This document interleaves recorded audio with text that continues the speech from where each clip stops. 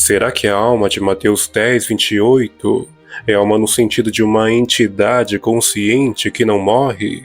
Ou ela tem outro sentido? Para tirarmos essa dúvida, vamos para o texto no original grego. Em Mateus 10, existem dois versos que usam a palavra alma. O texto mais conhecido é o primeiro. Mas será que no segundo texto, a palavra alma corrobora a ideia de uma entidade consciente que não morre? Parece que não. Afinal, não tem como a gente achar a entidade consciente e assim perdê-la. E por amor a Deus, perder a nossa entidade consciente e assim achá-la. Com certeza, a alma de Mateus 10 não pode ser uma entidade consciente que não morre. A verdade do contexto de Mateus 10 é que a alma citada por Jesus é alma com sentido de vida. No grego, vida é o principal significado de alma. A vida nós sim podemos perdê-la ou ganhá-la. Afinal, o controle da vida está nas mãos de Deus. Portanto, no verso 28, o significado é o mesmo do verso 39. A alma é vida. É a vida que foi entregue a Jesus e está guardada em Jesus. Devemos nos lembrar que todo o contexto do capítulo 10 é direcionado para aqueles que entregaram sua vida a Jesus, para os discípulos, para aqueles que irão perseverar até o fim, ou seja, os salvos, e não para todo mundo, para almas que não aceitaram a Jesus. Os salvos não têm mesmo o que temer, pois quem quiser matá-los nesse mundo não pode matar a vida que foi entregue a Jesus e que permanecerá guardada nele até o dia da ressurreição. O texto de forma nenhuma pode ser generalizado para todo mundo, para as almas de todas as pessoas. O texto de Mateus está falando apenas dos salvos, e o ensino paralelo desse texto, que está em Lucas 12, também confirma o mesmo. Isso só se aplica aos discípulos.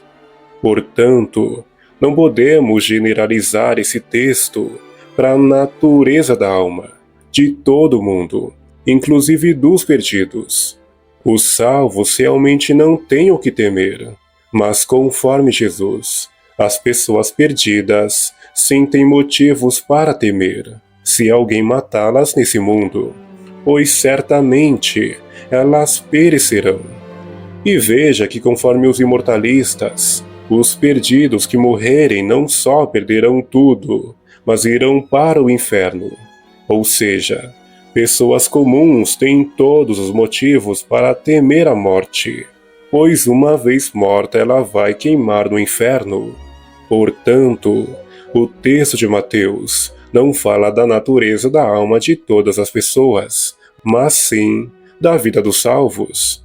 E veja mais o seguinte: se uns forem imediatamente para o céu ou inferno após a morte, um ladrão de galinha que morreu há 4.000 anos atrás, no tempo de Moisés, sofreria no inferno muito mais que um assassino que morreu há 1 mês atrás, nos nossos dias. Ou seja, isso de lançar a pessoa no inferno imediatamente após a morte quebra totalmente a justiça de Deus. Mas como Deus é um Deus de justiça, Ele determinou um dia, o dia do juízo final, onde Ele julgará todos e condenará todos ao mesmo tempo, tudo de forma proporcional e justa. Até lá, ninguém está sendo recompensado no céu ou sofrendo no inferno. Portanto, não generalizemos a alma de Mateus 10:28 como se fosse a alma de todo tipo de pessoa. Não, aqui está falando apenas da alma dos salvos. O capítulo é uma instrução para aqueles que entregaram sua vida, sua alma a Jesus.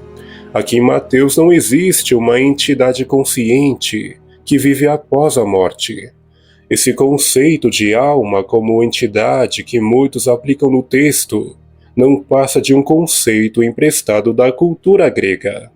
E a Bíblia não é cultura grega, ela é cultura hebraica. E na cultura hebraica, alma significa vida, pessoa e assim por diante. E lá ela pode morrer, como está escrito em Ezequiel 18. No Antigo Testamento, não existe o ensino da doutrina da imortalidade da alma.